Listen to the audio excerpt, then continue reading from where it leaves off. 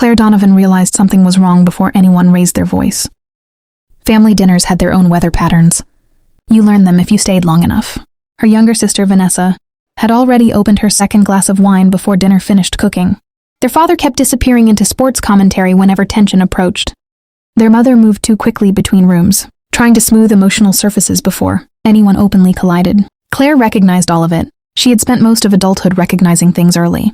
The argument started small. Vanessa mentioned upgrading hotel suites for the upcoming Arizona vacation because we deserve one nice trip without acting broke. Claire looked up from her plate carefully.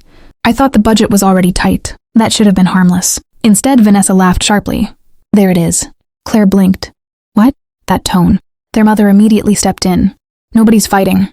But Vanessa was already leaning forward. You always act like you're smarter than everyone. Claire almost apologized automatically. Years of family reflex. Instead, she said quietly, I was talking about money. No, Vanessa snapped. You were talking about me. The room tightened. Their father kept staring at his plate. Claire felt the familiar exhaustion arriving before the actual hurt did. Then Vanessa said it. You don't even belong in this family. Silence followed immediately. Real silence. The kind where everyone suddenly understands a line was crossed and waits to see who repairs it. Claire looked first at her mother, then her father. He rubbed his forehead tiredly and muttered, She's got a point sometimes. Not angry, almost careless. That somehow made it worse. Her mother didn't agree directly, but she also didn't disagree. Claire waited another second anyway, as if somebody might still stop the sentence from becoming permanent. Nobody did, so she nodded once and returned to eating. That unsettled everyone more than crying would have. She left early that night claiming a headache. At home, she sat in the dark living room without turning the television on. What hurt most wasn't Vanessa. It was realizing nobody in the family instinctively defended her anymore. Somewhere along the way, she had become structurally useful, but emotionally optional. Over the next few days, Claire moved through practical tasks quietly.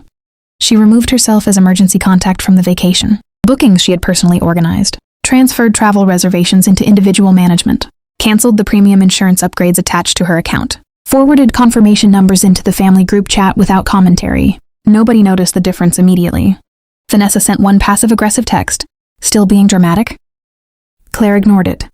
The family left for Arizona that Saturday morning. Pictures appeared online by afternoon. Airport drinks, poolside selfies. Her mother captioning one photo. Family reset. Claire muted the notifications and spent the weekend reorganizing her apartment. Closets because physical order felt easier than emotional order. 3 days into the trip, the missed calls started. At first only 2 from Vanessa, then 4 more. Then messages. Call me now. Claire stared at the screen while folding laundry slowly. By evening, there were 15 missed calls. Finally, her mother left a voicemail. Her voice sounded strained in a way Claire had almost never heard before. Vanessa lost her bag and the hotel can't access. The backup reservation protection, because it was under your travel profile. Her medication information is delayed, because of the insurance authorization issue. Nobody can figure out who to call. Claire closed her eyes. There it was, the invisible architecture she'd maintained for years, suddenly exposed because it stopped functioning. Not emotional labor alone. Operational labor, passwords, documents, backup systems, deadlines, protection plans. The family had mistaken seamlessness for effortlessness. Vanessa finally texted again around midnight. Please answer. No accusation this time. Just panic. Claire waited another hour before calling. Vanessa answered immediately. You seriously left us stranded over one argument? Claire leaned back against her kitchen counter quietly. One argument? Silence. Airport announcements echoed faintly through Vanessa's phone speaker. Then softer. We didn't think you'd actually leave. That sentence sat heavily between them. Not because it was cruel, because it was honest. Claire realized her family viewed her like infrastructure. Permanent, reliable, always available, no matter how poorly treated. Vanessa sounded smaller now. The hotel manager says without the authorization, they can't release the emergency hold. Claire listened to her sister breathing unevenly. For a moment, anger tempted her. Not explosive revenge, just the cold satisfaction of letting people sit inside consequences a while longer. But exhaustion arrived instead. Claire opened her laptop quietly. Text me the reservation number. Vanessa stopped speaking for a second. You'll help? I'm fixing the travel issue, Claire said carefully. That's different, the distinction mattered. Over the next hour, Claire resolved enough remotely to stabilize the situation.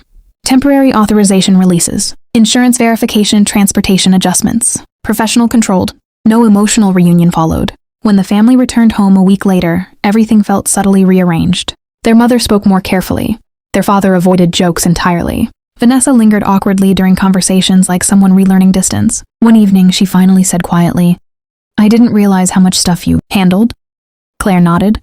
Neither of them pretended that sentence repaired everything, but it was closer to truth than the family had been in years. And for the first time, Claire stopped confusing being needed with actually belonging.